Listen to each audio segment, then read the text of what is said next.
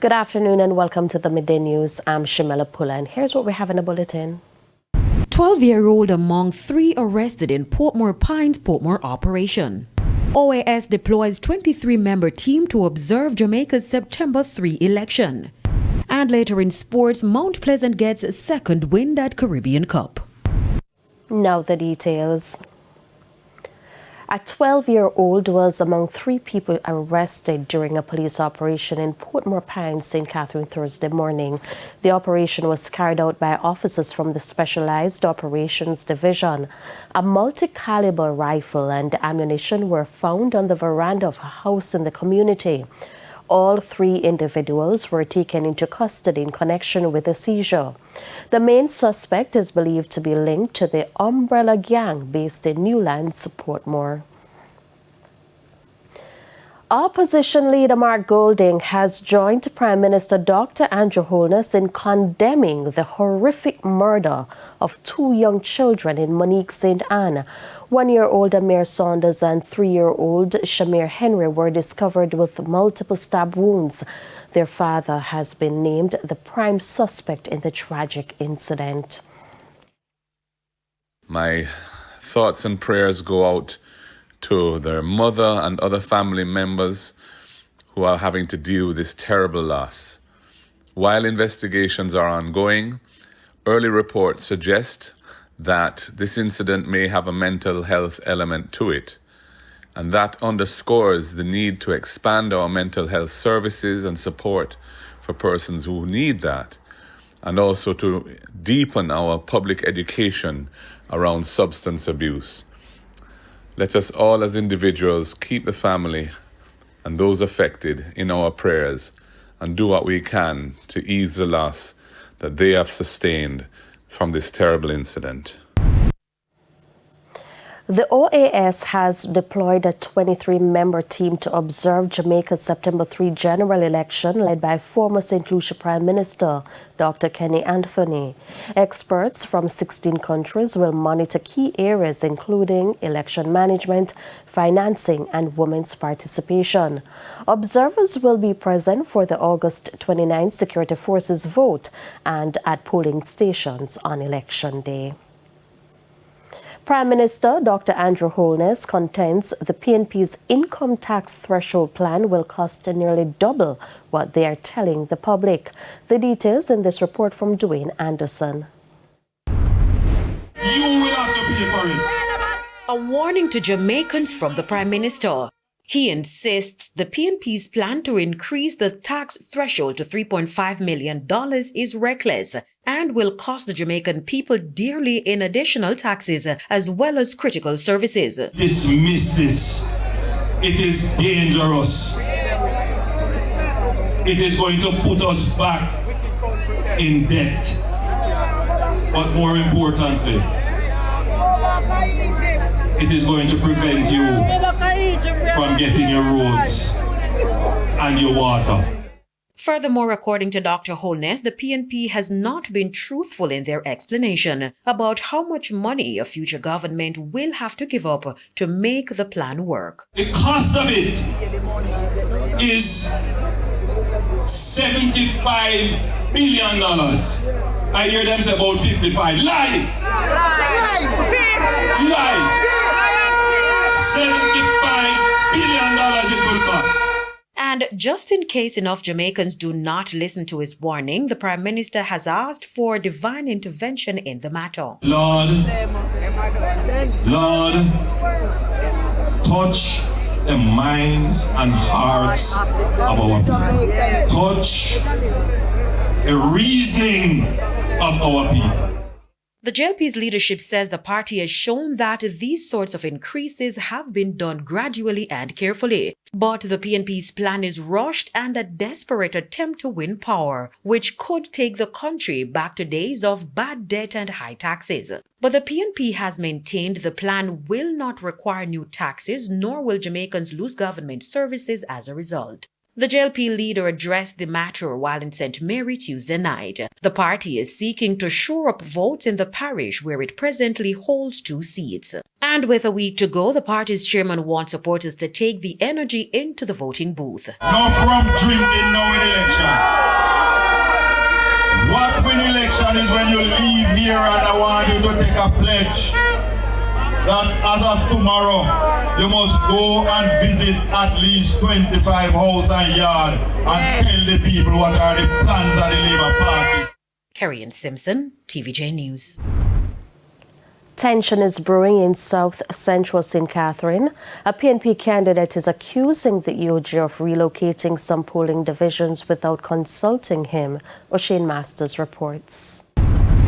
The clock is ticking to September 3, and while political parties have been busy on the ground trying to secure votes, the PNP's candidate for the St. Catherine South Central constituency, Kurt Matthews, has been busy with another issue. To my surprise, I'm seeing that the entire St. John's Road primary polling station has been removed and relocated to St. Catherine High School.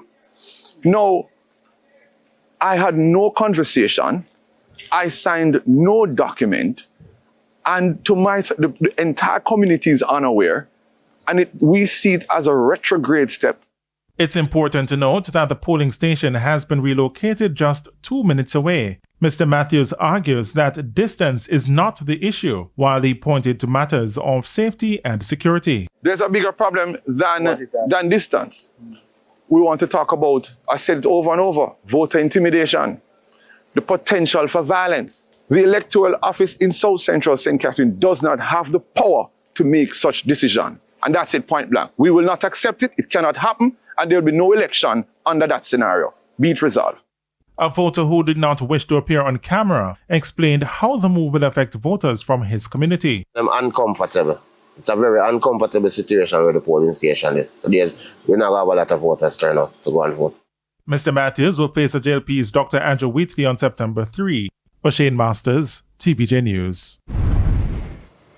Transport Minister Darrell Vaz has announced that retrofitting, servicing, tire changes and route reviews for the rural bus system fleet have been completed. He was speaking at a blessing ceremony for the buses at Jamaica House Wednesday. We have tested all 122 routes and retrofitted for Jamaica's safety needs.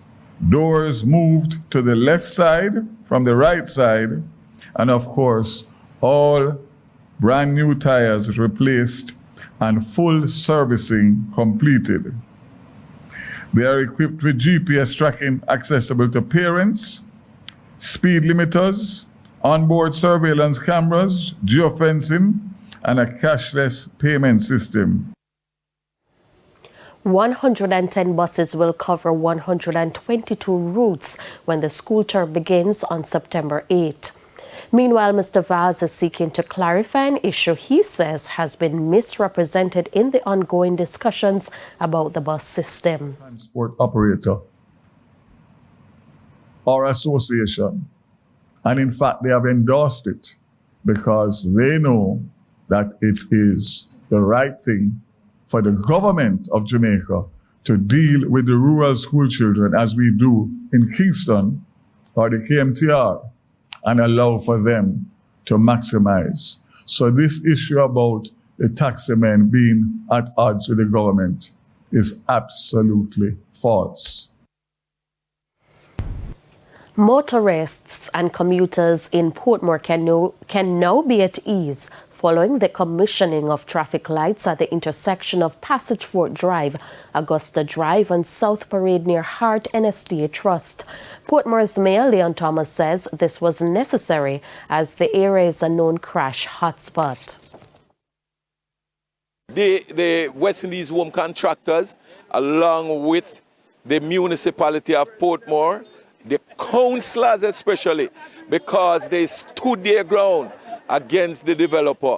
And this is what we can pat ourselves on our shoulders for this achievement, because it's a significant achievement for this municipality.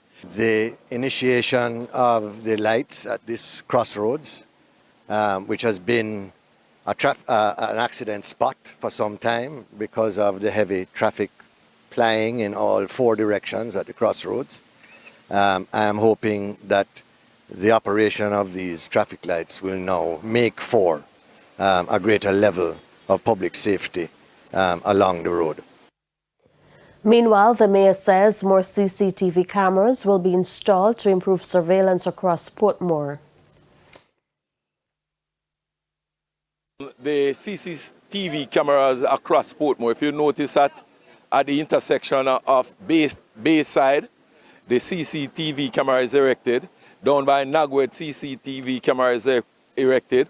Down by 85, close to JUTC, the camera is also erected. And this traffic light that now put in place here, we are going to have further discussion for that to be happening here also. So throughout Portmore, bit by bit, we are looking at CCTV cameras across the municipality. Residents of Anata Bay in St. Mary were able to access a range of health services. This was at a back-to-school health fair held recently in the parish. It is necessary, but sometimes it's not usually readily accessible. Access to free healthcare. Residents from Anata Bay in St. Mary recently benefited from a raft of services during a back-to-school healthcare. I went to do my HIV testing because, in a time like now, that is very necessary when HIV are spreading rapidly. It's good for the people in the community. Okay, you see a lot of people comes out just for the security of their health. So a lot of people love what's going on. The event was organized by Jengar Healing Hands Foundation, which operates in Jamaica and the United States. As you can see, it's a very rural community. They don't have that type of resources. So bringing it to them, it really helps, and they really show appreciation. Because a lot of these kids in this community don't have the resources, like back in Kingston. So doing this, it really is that burden for the parents. Now in its 6th year, the organizers say they're constantly working to expand the services offered. This really motivates us, and we're gonna, we're just a gear up now for the next move to the next level, because it's our heartbeat to help the kids in this community, so they can help themselves. Jamila Maitland, TVJ News. It's time for a break. Stay with us. More stories when we return.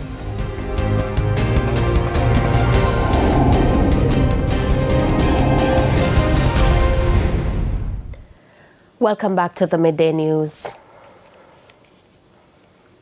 It's now time for the Business Minute. Both political parties outlined differing strategies to strengthen the MSME sector, which previous administrations have hailed as the largest driver of economic growth. Despite this, operators still face barriers in accessing loans and resources. During Tuesday night's debate, party representatives presented proposals aimed at boosting MSMEs. What we are going to do is remove income tax for MSMEs for the first 3 years. Why are we doing this? The reason MSMEs remain informal is because they don't want to pay tax. But remaining informal limits their growth because they can only get money from friends and families and a partner draw. So by removing the income tax for the first 3 years, they can formalize. 2015, 8,000 companies were registered with the Company Office. 2024, 23,000 companies, twice that number. The fact is, Jamaicans are more energized to form companies, to come out of the informal sector. DBJ over that 8-year period loaned almost $70 billion US, 117 billion of investments, 86,000 applicants. That is why our economy has started to turn around. Boeing is seeking EU approval to buy back Spirit Aerosystems, the world's largest standalone aerostructures company. Boeing said in July last year that it had agreed to buy its former subsidiary for $4.7 billion in shares, while Airbus would take on the supplier's loss-making Europe-focused activity. The EU executive body is expected to make its decision on the deal by September 30. For the Business Minute, I'm Shane Masters. We now go to the top regional and international stories. In the region, the Bahamas Educators Managerial Union says public school administrators will continue industrial action until the Ministry of Education honors its 2022 industrial agreement. President of the union, Stephen McPhee, accused the ministry of stalling and distracting from the core issues, dismissing claims that a clothing allowance dispute was behind the action. On Monday, about 500 administrators stayed off the job, citing the ministry's failure to deliver on agreed pay increases, healthcare coverage, benefits and promotions. The agreement expired in July 2025, but union officials say several commitments remain unmet. The ministry acknowledged the union's concerns, pledging to settle outstanding allowances by early September, while noting that reassignments were completed on August 25 and promotions remain under review. On the international scene, a senior Homeland Security official says ICE has deported nearly 200,000 people in the first 7 months since Trump's return to office, putting the agency on track for its highest removal rate in a decade. Since January, total deportations across agencies, including ICE, Customs and Border Protection, the Coast Guard, and self-deportations, have reached nearly 350,000. ICE could surpass 300,000 removals in fiscal year 2025, ending September 30. We take a quick break. When we come back, we'll have your midday sports report.